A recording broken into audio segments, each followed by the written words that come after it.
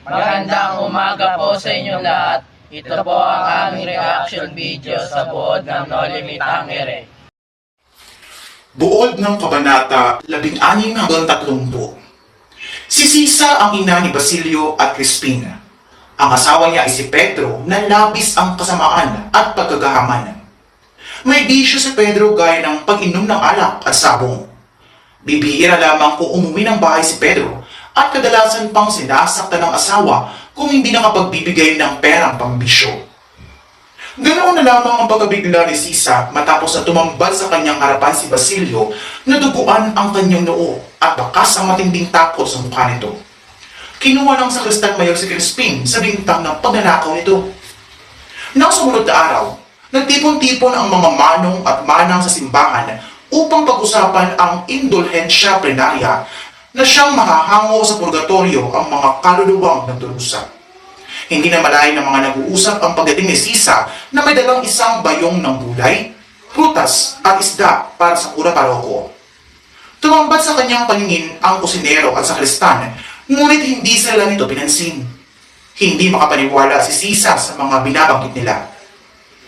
Sa kabilang dako, nag-uusap si Crisostomo Ibarra at ang guro ng San Diego na sa lawang ito itinapon ng bangkay ng kanyang ama na si Don Rafael Ibarra. Nais itong ipagpatuloy ang nasimula ng kanyang ama sa pagtulong sa pag-aaral ng mga bata. Dito inisa-isa ang mga suliranin ng guro, katulad na lamang ng nawawala ng interes sa pag-aaral dahil kulang sa panghihikayat mula sa kanilang mga magulang at kung mayroon may nagiging sagabal naman sa kanila ang kahirapan. Isa pa'y kailangang iwasto at maisaayos ang pagtuturo. Nakasanay ng mga bata ang magsaulo sa halip na unawaing mabuti ang pinag-aralan. Matapos ang pag-uusap sa lawa, dumalo si Crisostomo Ibarra kasama ang guro sa isang pulong ng tribunal. Dumalo ang dalawang partido ng bayan na magkasalungat ang opinyon at mga isinusulong. Ang Partido Konserbador o Konservativado na binubuo ng mga matatanda at Partido Liberal na kinabibilangan naman ng mga kabataan. Ang mga paksa ng pagpupulong na iyon ay tungkol sa gaganaping kapistahan at ang pagtatayo ng paaralan para sa bayan. Sa dami ng kanilang pinagtalunan para sa kapistahan, ang desisyon pa rin ng simbahan ang nanaig o masusunod para sa kapistahan. Matapos pumunta sa simbahan, gulong-gulo na umuwi si Sisa sapagkat hindi niya alam kung ligtas ba ang kanyang mga anak. Nagpang-abot sila ng Guardia Civil sa daan. Pilit siyang pinapaamin na ilabas ang 2 onsang minakaw ng kanyang mga anak. Dahil sa wala siyang may pakita ay kinaladkad siya ng mga ito papuntang kwartel. Hiyang-hiya si Sisa na pinagtitinginan ng mga tao. Tanghali na nang pakawalan siya ng alperes at pagka-uwi niya sa kanilang bahay ay tumambad ang isang pilas ng damit ni Basilio na nakasabit sa dingding. Labis ang kanyang naging pag-aalala kaya siya ay tumakbo papuntang bayan at nagsisisigaw sa paghahanap ng kanyang mga anak. 3 araw ang naging paghahanda ng mga mamamayan ng San Diego para sa darating na kapistahan. Napag-usapan si Padre Salvi na katakatakang nag-iba ang pag-uugali simula nang dumating ng San Diego si Maria Clara. Plano ng magkatipan na magkaroon ng picnic sa ilog kasama ang kanilang mga kaibigan. Iminungkahi ni Maria Clara na huwag niyang imbitahin si Padre Salvi, ngunit hindi ito sinang-ayunan ni Crisostomo Ibarra. Sumakay sa 2 bangka habang nangingisda ang mga kababaihan at kalalakihan. Ngunit na magkaroon ng butas ang bangka ng mga binata, ay napalipas sila sa sinasakyan ng mga dalaga. Wala silang mahuli ng mga isda dahil mayroong mga buhaya kaya't nilundag ng piloto ng bangka na si Elias. Naglaban ng 2 sa ilog na agad din namang sinakluluhan ni Crisostomo Ibarra hanggang sa mapatay nila ito. Nagkubli si Padre Salvi sa isang puno at doon niya nakita ang mga kababaihang nagtatampisaw sa batis. Nanilip siya at nakinig sa mga nag-uusap, ngunit pinigil niya ang kanyang sarili. Dumating si Sisa na naisa ng pakainin ni Ibarra, ngunit umalis din kaya't napag-usapan ang pagkawala ng kanyang mga anak. Dumating ang mga Guardia Civil at Sargento upang hanapin si Elias sapagkat ito ay di umano ang nanakit kay Padre Damaso.